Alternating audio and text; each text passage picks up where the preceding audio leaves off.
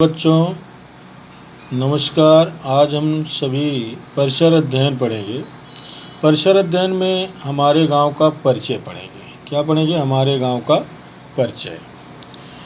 देखो, गांव कैसे बनता है।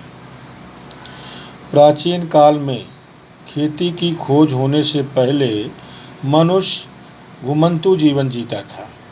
उस समय वह जीने के लिए मारे गए जानवरों के मांस, शिकार तथा कंदमूलों पर निर्भर था। आगे चलकर खेती की खोज हुई। जमीन तथा पानी के आधार पर वह बस्तियां बनाने लगा। कुछ समय बाद मनुष्य एक ही स्थान पर घर बनाकर रहने लगा। आपसी सहकार द्वारा वह खेती करने लगा। उनके घर एक दूसरे के अत्यंत पास होते थे। इनसे बस्तियां बनी, उनका विस्तार हुआ। कई बस्तियों के मेल से गांव बन गए। गांव कैसे बने? कई बस्तियों को मिलाकर। उनमें सुरक्षा की भावना का निर्माण हुआ। खेती की खोज के बाद मनुष्य के काम बढ़ गए। ये सभी काम एक ही व्यक्ति नहीं कर सकता था, इसलिए लोगों में कामों का बंटवारा किया गया।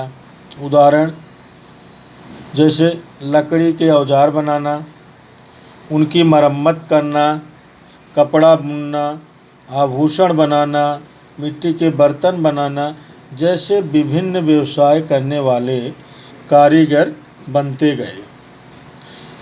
अब ये खेती के औजार हैं। ये खेती के सभी औजार दिए हैं। देखो कौन कौन से औजार लगते हैं। ये खेती के पुराने और नवीन औजारों की जानकारी प्राप्त करो। समझे? अभी ये पुराने औजार हैं खेती के पहले के। अभी भी इनका उपयोग अभी नवीन औजार में, जैसे ट्रैक्टर, पहले बैल से खेतों की जुताई करते थे। अभी देखो, बताओ तो तुम्हारे गांव में कौन कौन से ऐतिहासिक वास्तु अथवा वस्तुएं हैं? गांव में मंदिर, मस्जिद, गिरजाघर, स्मारक, किला, वास्तु संग्रहालय तथा गुफा इत्यादि वास्तु पाए जाते हैं। इनके आधार पर गांव की पहचान होती है।